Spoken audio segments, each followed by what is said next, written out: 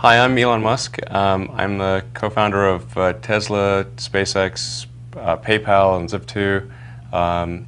I currently run Tesla and SpaceX, and I'm chairman of SolarCity, and I'm here to answer some reader questions. The first question is, how did I break into the business world? Well, I started Zip2 instead of going to graduate school at Stanford. So I originally came out to California to do a PhD at Stanford in material science and applied physics, and basically working on advanced capacitors for use in electric vehicles. So I've had a long-standing interest in sustainable transport and sustainable energy in general. And I came out in '95, and then started working on some internet software in the summer of '95, and decided to defer grad studies at Stanford and try starting an internet company. It wasn't from the standpoint of actually sort of wanting to be an entrepreneur necessarily, but I actually applied to Netscape at the time, but they didn't respond to me. So that was the only internet company that I was aware of. So lacking any other internet company, I had to make my own. And that's what resulted in Zip2. And Zip2 built internet software for newspapers and other media companies. So it had New York Times, Knight Ridder, Hearst, and a bunch of others as investors and customers. So essentially, Zip2 helped bring the media companies online in the early days. So that was my start in business, I guess. But really, I think of myself as more kind of like an engineer who, but in order to invent the things that I want to invent and create them, that I have to do the company as well. So I'm somewhat reluctantly the CEO. It's not my preference, actually. How was I involved in co-founding PayPal? So the PayPal story is quite complicated, even though it took place over a relatively short period of time. It was about roughly 3.5 years from the creation of the company to it being sold to eBay in mid-2002.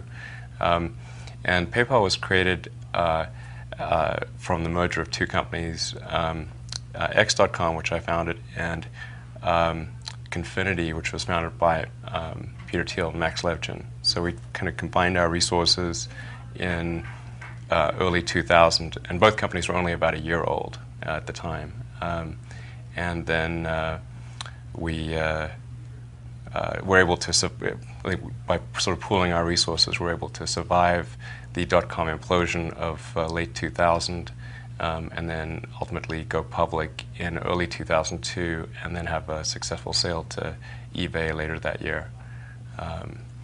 That's summarizing a crazy amount of stuff that happened over that period of time. What are your thoughts on PayPal being criticized for stealing account numbers, hidden fees, and not being a reliable money transfer system? Well, there's definitely lots of things that should be fixed about PayPal, but unfortunately, since I have not been part of the company since 2002, it's difficult for me to do things about PayPal. I think there's like a lot of functionality that should be added, and a lot of things corrected, and there's still errors in the PayPal system, like mistakes in structure that I put there, and I really, there's no actual good reason for them being there. We just didn't have enough time to kind of fix them, and I certainly think the fees are too high, and there should be much more functionality added to the system. And overall, PayPal has the opportunity to become the financial, the financial services company that addresses everything that a person needs. PayPal could really quite quickly become the largest consumer bank in the world, I think. You just need to take away the reasons that people remove money from the PayPal account. And then it's like, well, why don't you just use it for everything? So, and somewhat it's somewhat counterintuitive, but I think if you reduce the fees in the PayPal system, then the revenue will be greater because more people will use it. Question 4 is, how did SpaceX come to be, and what are the long-term goals? Well, the reason for SpaceX, and the full company name is Space Exploration Technologies. The reason for SpaceX is the goal of SpaceX is to develop the technologies necessary to make life multiplanetary, or at least get us, make progress in that direction. I'm not saying that. I'm not asserting that we will develop all those technologies, but we're going to try and at least advance the cause of space exploration as much as possible. The key invention that someone needs to come up with, whether it's SpaceX or another company, is a fully and rapidly reusable orbit class rocket. This is an extremely difficult thing to invent because Earth's gravity is quite strong. Even for an expendable rocket, if you use the most advanced materials and advanced design techniques and get super efficient, you typically would get 2 to 3% of your liftoff weight to orbit. That's a pretty small number, and if you would just make a few mistakes in the design of the rocket, you will get nothing to orbit at all. And that's why only a few countries have reached orbit, just a handful. So then if you say, well, now let's make it a fully reusable system, then you have to take into account all of the increased weight to make the system more robust, to withstand the rigors of re-entry. You have to have heat shields. You have to have something that's going to bring the rocket back to the launch pad and then be able to land it, so whether it's parachutes or propulsive landing. All these things add a lot of weight. And in the past, when people have tried to make a fully reusable system, they've gotten sort of part way and then basically canceled the effort because they realized they would get negative payload to orbit.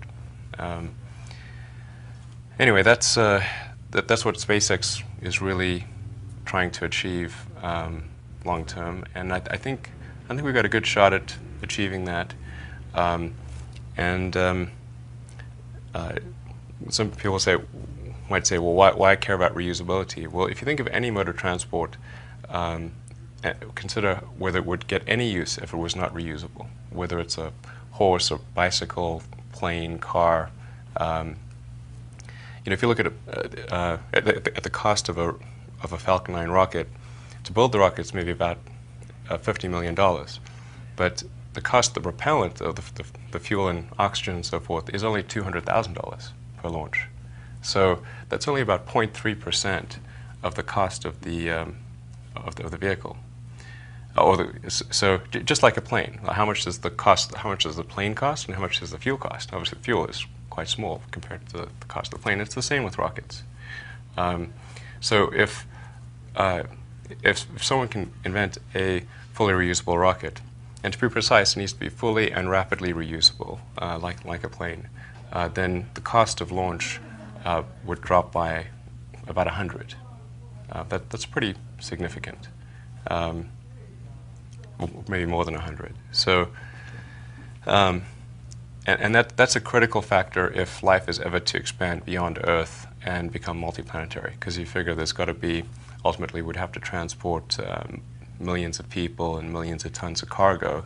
And if rockets were not reusable, well, you just simply wouldn't be able to make, I don't think you'd even make enough rockets. And where the discarded stages were being dropped, I mean, there'd be a small island of discarded stages, just in terms of the sheer number of expended rocket stages. So I think it's pretty intuitive that this is what has to happen, and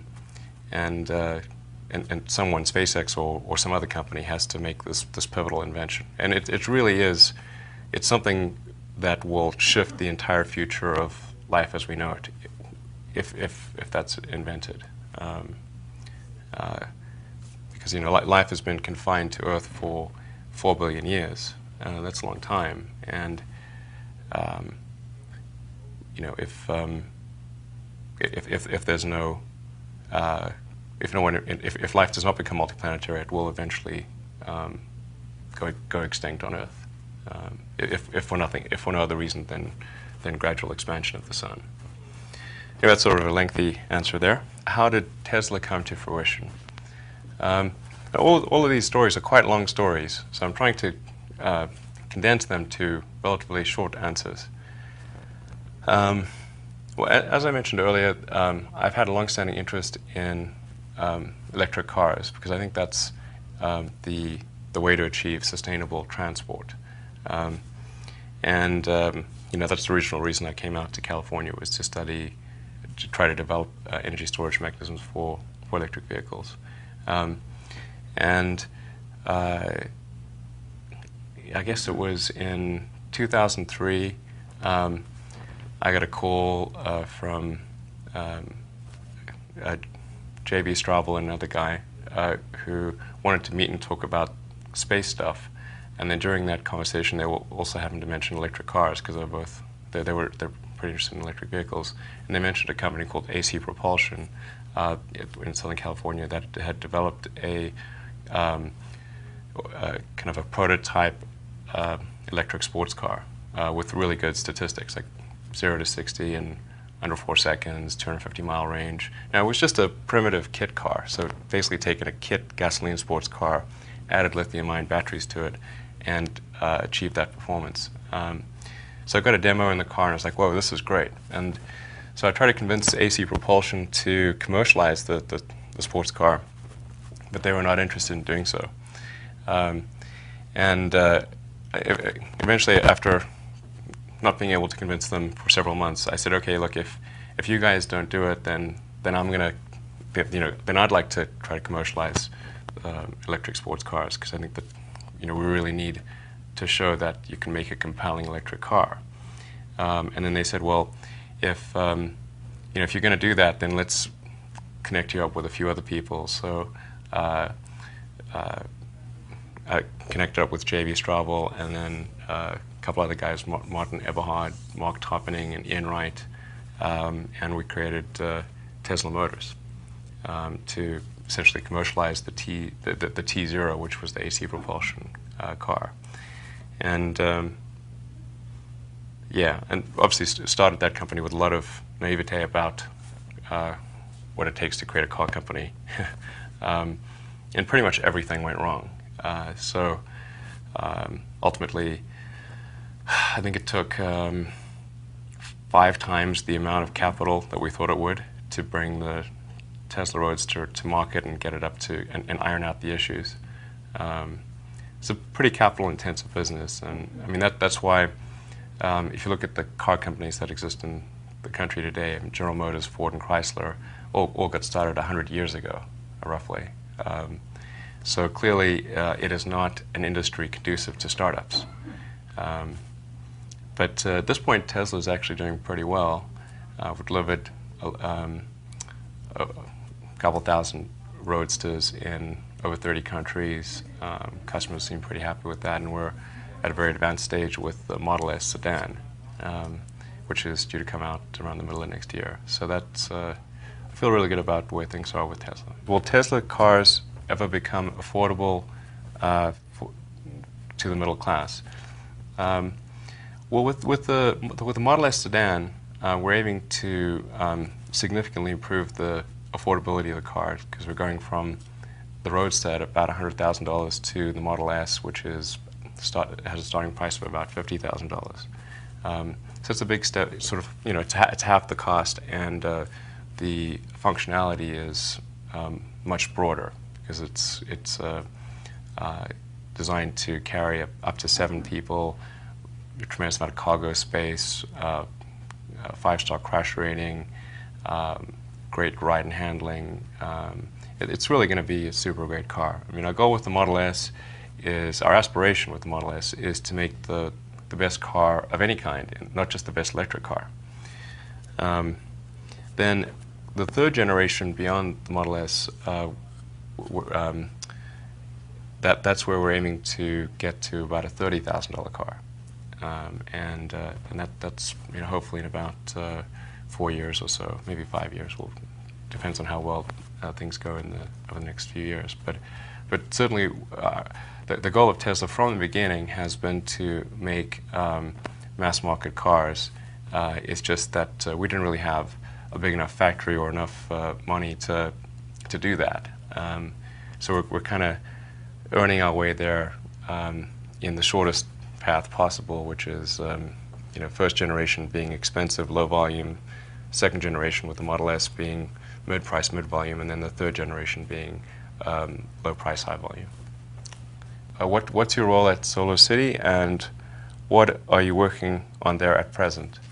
So at SolarCity, I'm the chairman of the board and largest shareholder, but fortunately, I do not have to be there day to day. I just show up for the board meetings and hear the good news. That's basically what I do at SolarCity.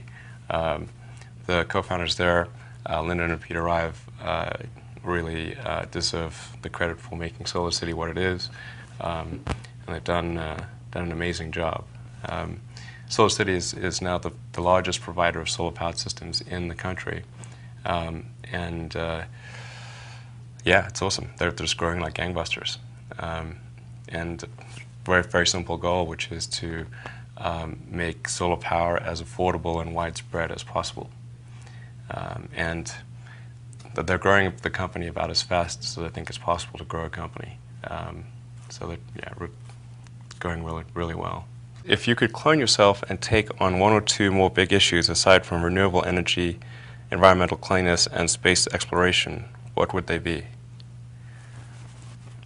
Well, there's a couple of things that, well, there's maybe 3 ideas that I have that I'd like to execute on at some point, but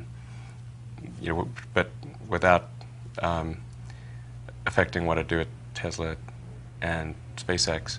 I think it's possible to create a much better airplane. That I have a design in mind for a vertical takeoff and landing supersonic electric jet.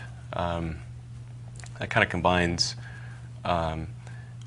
what I've learned at SpaceX and Tesla, because sort of SpaceX has got the aerospace side of things and Tesla's got the electric powertrain side. And I think that would be a really cool vehicle to have in the world, because you wouldn't need big runways, and you could get places fast and be relatively quiet, and of course it would be very low cost to operate and good for the environment and all that. So that's one idea. And another is what sounds kind of mundane, but prefabricated metal sections for creating a double-decker highway. And living in LA, this is something that I've had a lot of opportunity to think about. And it's a bit tricky to, if you want to increase throughput on a highway, because you want to be able to do it ideally without affecting the existing traffic, as the current construction on the 405 can be very annoying, and then when they're widening the 405 right now, and it'll be nice to have that extra lane, but in the meantime we often have like -1 lane. So I think if you could have, if you could really think of double-deckering a freeway, double-decker is the wrong word, because I'm actually thinking of kind of like a box section down the center divider with a lane on the bottom, a lane on the top, but then just create it as prefabricated sections so you could drop it in place like a Lego system. I think that would be really cool. Somebody should do that. And then the third thing is I think the fusion problem is probably easier than people think it is. And by this I'm talking about magnetically confined fusion. That's a problem which gets easier as you scale it up, because you get like a surface to volume advantage.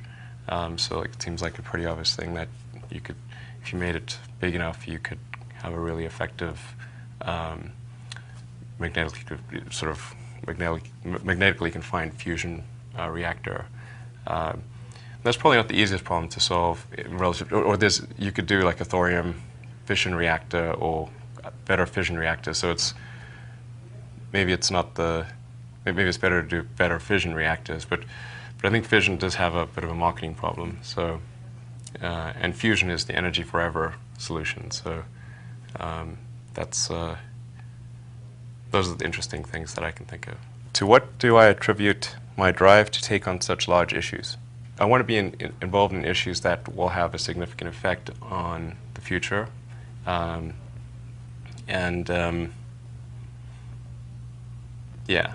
Let's see. I guess I can probably trace that back to when I was a teenager, and I was trying to figure out what's the meaning of life, and there didn't seem to be any good answer. So it seemed like, well, then in the absence of having a good answer, then we should try to expand the scope and scale of human consciousness in order to better appreciate the nature of the problem that we're trying to solve and figure out what questions to ask. Just like The Hitchhiker's Guide to the Galaxy with Douglas Adams, I think he really hit the nail on the head that the really tough part is figuring out what questions to ask. Once you have a properly phrased question, the answer is comparatively easy. So if we're going to do that, then we obviously want to maximize the likely lifespan of humanity and expand beyond Earth, and just sort of get a better understanding of the universe. So I thought I'd get involved in things that would do that. What future propulsion techniques will drive space exploration in the future?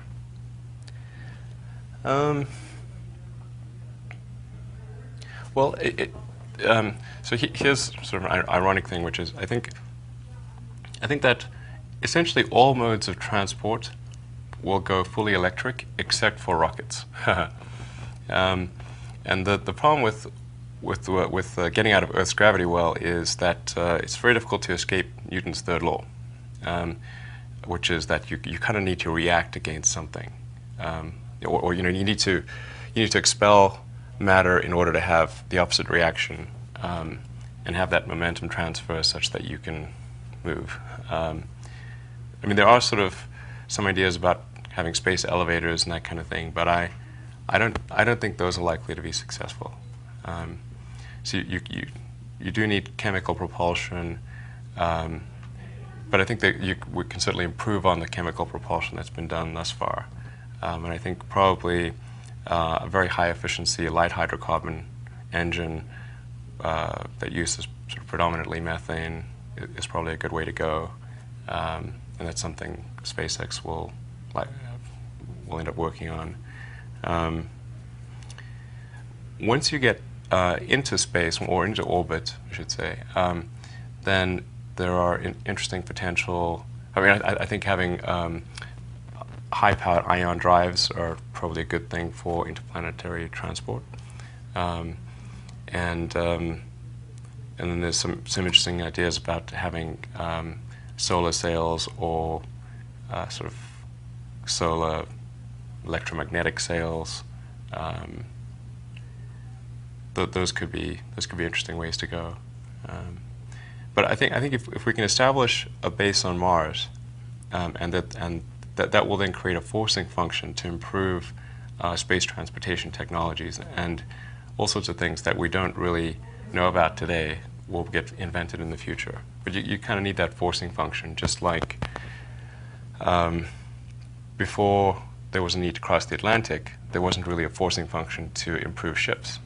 But once there was, the United States was there, then there was a big incentive to improve shipping technology across the Atlantic.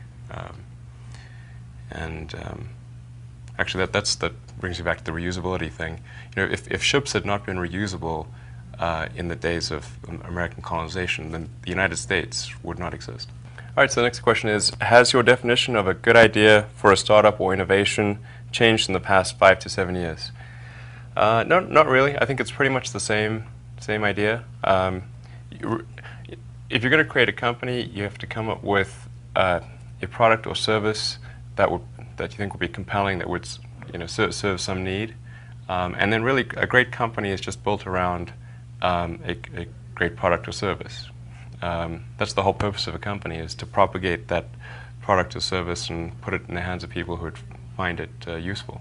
Yeah, so I think that's the main thing, is try to think of the most useful thing you could do for your fellow human beings, and then a company is the process of scaling that up and in scope, increasing that in scope and scale. With the downturn of the economy, are VCs less likely to invest in startups?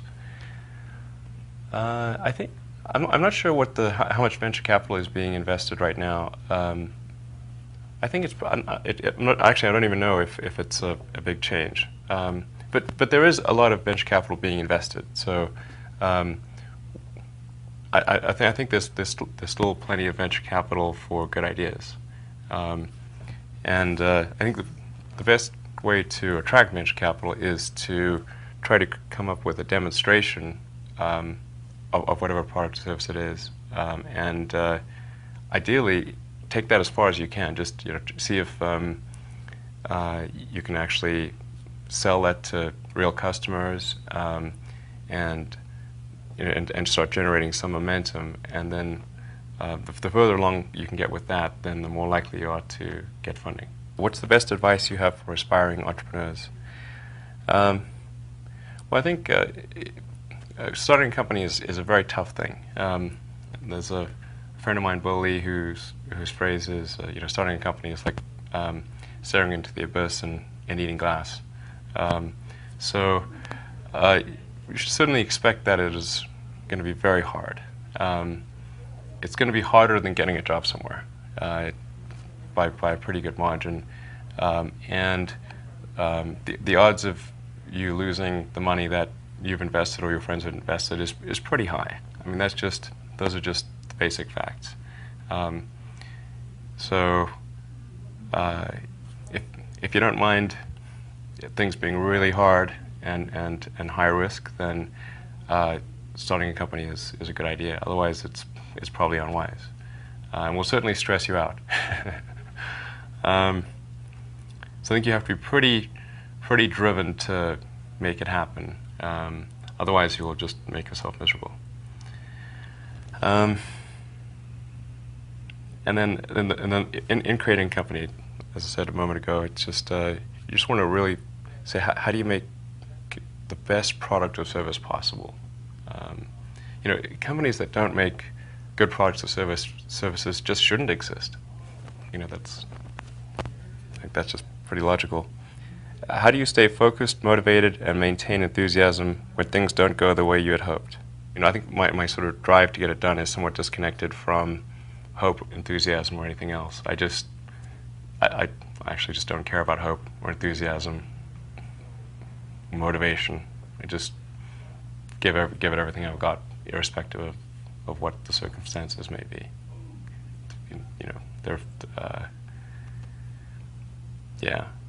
You just keep going and get it done. How do you find balance in your life being involved in so many companies? Well, I think balance. It depends on what somebody's definition of balance is. If I think my life would be very unbalanced by most people's definition, since I work quite a lot, and I probably put in sort of somewhere between 80 and 100 hours a week of work, which is a lot, yeah. So, and then most of my remaining waking hours are spent with my kids. So that's my life. I would say it's relatively unbalanced.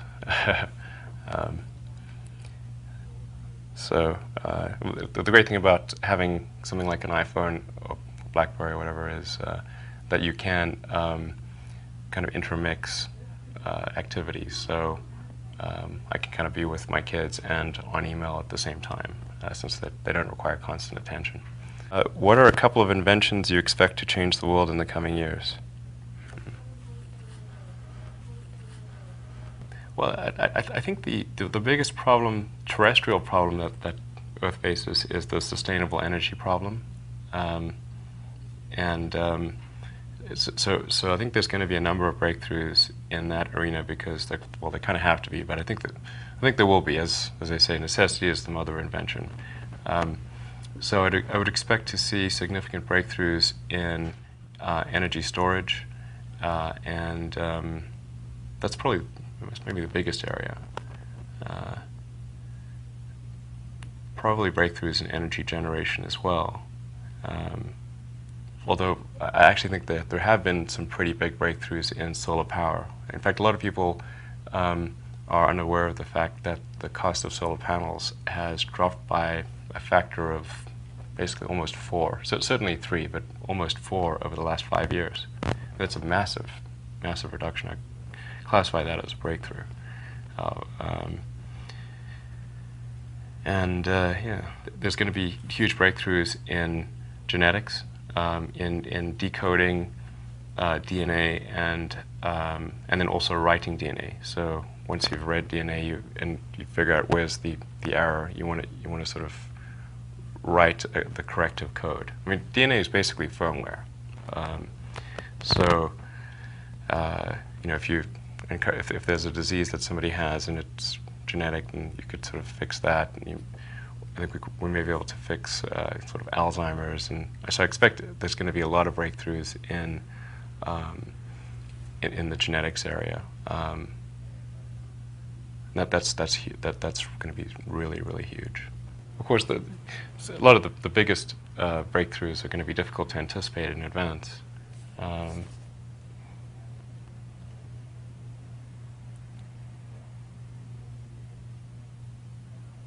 Yeah, but probably the whoppers are energy transport, and genetics. There'll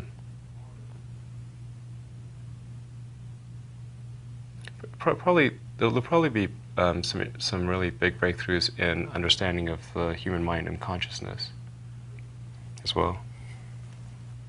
So how did it feel to have Iron Man based on you? Well, I should point out that Iron Man was only partially based on me because I've got 5 kids, and Iron Man didn't, sort of swinging bachelor. But I guess it's kind of cool. And we've got an Iron Man statue that was donated to SpaceX by Jon Favreau, signed by the whole cast, including Scarlett Johansson and everything. It was kind of cool. That's pretty cool, I guess. What happened to the Top Gear debacle over the Tesla Roadster? And this is basically where Top Gear falsely implied that the Tesla Roadster had run out of energy when they tested it, which it didn't. In fact, because the whole vehicle is a detailed computer log, so we can see it. And then also when we dropped the car off, one of our guys happened to see a script sitting on the table. He'd already dropped the car off, and so reading through the script, and in the script the car breaks down. I'm like, wait a second, you wrote the script before we even gave you the car. So there's something wrong about that, and you wouldn't think it was. We were hoping it wouldn't be that bad, but then when we did the Tesla IPO roadshow, we just got one investor after another asking us why our car broke down in Top Gear, particularly in Europe. Every investor we met with in Europe asked us why our car broke down, and I was like, well, this is ridiculous. So, and then to add salt to the wound, Top Gear just kept repeating that episode. So who knows how the lawsuit will go, but it's still working its way through the British courts. And our demands are pretty simple. It's just like stop playing the episode where you falsely claim that or imply that our car broke down. Seems like a reasonable thing to ask for. Do you ever feel obligated to provide philanthropic support back to South Africa? I'm not sure I'd say I feel obligated to provide it to South Africa specifically as a country, but I do a lot of philanthropic things, and South Africa is sort of among the beneficiaries, I guess, of that. I've done a lot of sort of science education things. I've donated to a couple of educational institutions in South Africa. but overall, in terms of my little, I've got a little foundation called the Musk Foundation, and I try to figure out what's the most good it can do, kind of independent of one country or another, and with a focus on science education, pediatric research, and kind of environmental causes. All that, trying to make sure that anything we do from an environmental standpoint that isn't related to SolarCity or Tesla, because that wouldn't be right. What is the greatest factor that has enabled you to reach the point you have in your career? Well, I think probably I have a really high intrinsic drive,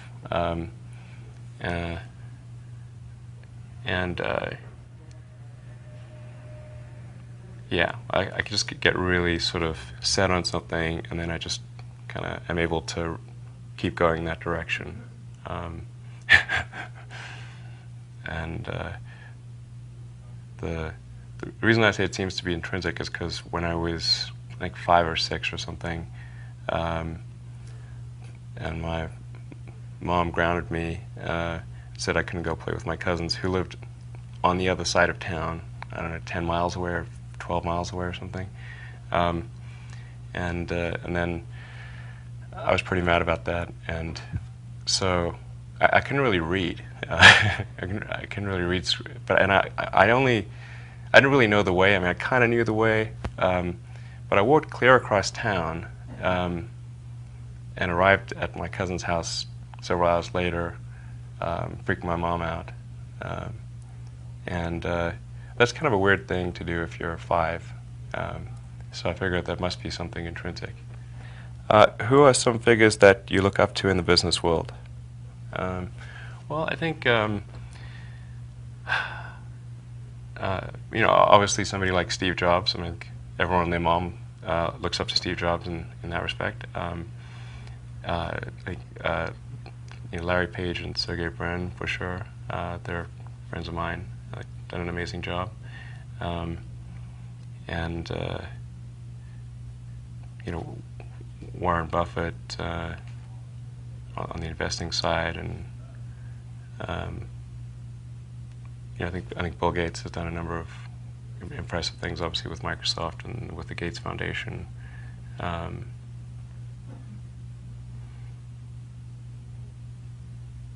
Yeah, there's a lot of great people out there,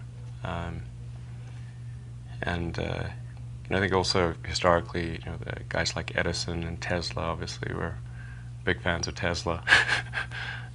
He's well known in the scientific community. The units of magnetism are in units of Tesla, but he's not as well known in the popular mindset. So that's why Tesla Motors is named after him. So I think. But I also admire people like Winston Churchill and just some of the great, interesting people. Like Oscar Wilde. I mean, there's lots of really interesting, cool people in history. So what advice do I have for college graduates interested in getting involved in the spheres you've tapped into? Certainly, I'd invite you to apply for a job at SolarCity or Tesla or SpaceX.